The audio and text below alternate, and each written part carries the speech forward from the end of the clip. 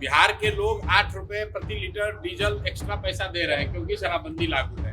बिहार का युवा सूखा नशा कर रहा है क्योंकि शराबबंदी लागू है। बिहार में बिहार सरकार को हर साल 20,000 करोड़ का नुकसान हो रहा है क्योंकि एक फर्जी शराबबंदी लागू है। तो आप इनसे शिक्षा की, रोजगार की, पलायन बंद करने की बात नहीं सुनेंगे। आप इनसे भ्रष्टाचार खत्म करने की बात नहीं सुनेंगे।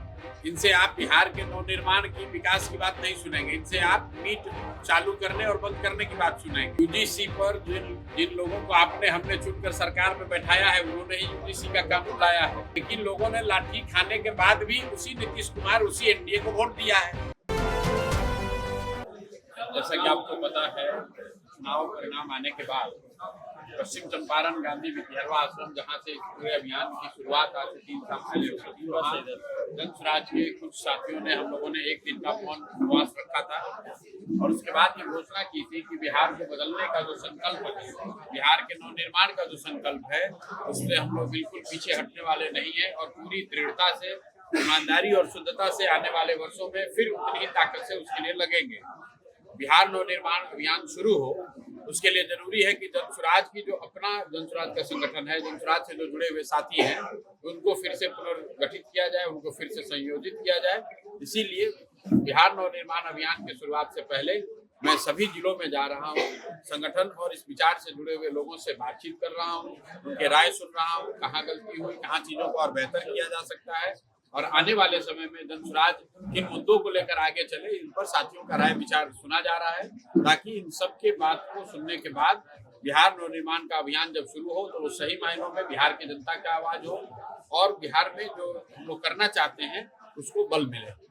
सर, पंचायत चुनाव लड़ना क्या पार्टी का तय कर लिया है कि अब रणनीति बन रहा है? देखिए, जैसा मैंने पहले भी कहा, अगर पदयात्रा के दौरान आपने मेरे वक्तव्यों को सुना होगा, तो हम लोग शुरू से ये कहते रहे हैं कि बिहार में अगर आप व्यवस्था में आमूलचूल शुरुआत परिवर्तन लाना चाहते हैं, बदलाव लाना चाहते हैं, तो हर हालत में सिर्फ एमएलए और एमपी सांसद बदलने से नहीं होगा। आपको व्यवस्था नीचे से लेकर ऊपर तक सड़ गई है। बिहार तब सुधरेगा जब हजारों अच्छे लोग वार्ड सदस्य बने, जब हजारों अच्छे लोग मुखिया सरपंच बने, तभी तो भ्रष्टाचार रुकेगा, तभी निचले स्तर पर सरकारी व्यवस्था सुधरेगी। हम लोग की सोच थी कि जब स्वराज की ये व्यवस्था बनेगी तो इसको दलगत आधार पर चुनाव कराया जाएगा। अब हम लोग की सरकार तो है नहीं।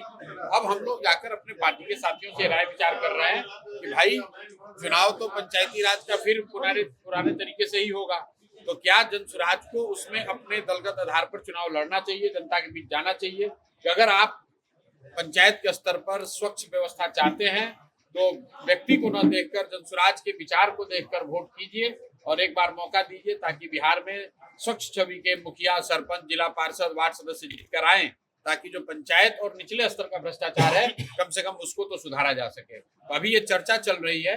44 जिलों में मैं जब बैठकें अपनी पूरी कर लूंगा, पार्टी के सभी वरीय साथी बैठेंगे, तो अप्रैल या मई में इस पर निर्णय औपचारिक तौर से लिया जाएगा। शराबबंदी को लेकर क्या कहेंगे? अभी विधानसभा में जो बात, बिल्कुल जो पहले से कहा हुआ है वही बात अभी भी कह रहे हैं। परिणाम आ गए हैं, शराबबंदी यहाँ जारी है। मैं इतना ही कहूंगा कि एनडीए की डबल इंजन की सरकार है। अगर शराबबंदी से बिहार को उनके हिसाब से फायदा हो रहा है तो मेरे भाई, अब पूरे देश में इसको लागू कर दो, ताकि बिहार के महिलाओं के साथ साथ पूरे देश में भी महिलाओं को लाभ मिले। खाली बिहार के महिलाओं को ही क्यों लाभ दे रहे हैं?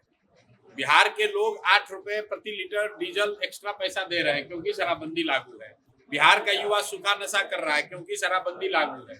बिहार में बिहार सरकार को हर साल 20,000 करोड़ का नुकसान हो रहा है क्योंकि एक फर्जी शराबबंदी लागू है। इसके बावजूद लोगों ने अगर उसी सरकार को वोट दिया है तो मान लीजिए कि ठीक नीति है और इसको पूरे देश में लागू कर दीजिए। लेकिन कोई एनडीए का साथी इसको बिहार के बाहर लागू करने की बात नहीं करेगा। बिहार के गरीब जनता को, भोली भाली जनता को बेवकूफ बना रहे हैं, वोट के नाम पर महिलाओं का वोट ले रहे हैं और बिहार के समाज का बहुत बड़ा नुकसान हो रहा है। हम लोग का शराबबंदी पर जो स्टैंड है वो एकदम बना हुआ है, उससे पीछे हटने का सवाल नहीं है। ये फर्जी शराबबंदी का कानून बिहार के समाज के हित में नहीं है। प्रशांत जी, सार्वजनिक रूप से मीट बंद करने की बात की गई है, मीट दुकान के, इसका क्या प्रभाव पड़ेगा? जो बोइएगा वो काटिएगा, जो बोइएगा वो काटिएगा। जैसे लोगों को चुनकर संसद में, विधानसभा में भेजिएगा, वैसी ही बात सुनिएगा। तो आप इनसे शिक्षा की, रोजगार की, पलायन बंद करने की बात नहीं सुनेंगे। आप इनसे भ्रष्टाचार खत्म करने की बात नहीं सुनेंगे। इनसे आप बिहार के नवनिर्माण की विकास की बात नहीं सुनेंगे, इनसे आप मीट चालू करने और बंद करने की बात सुनेंगे।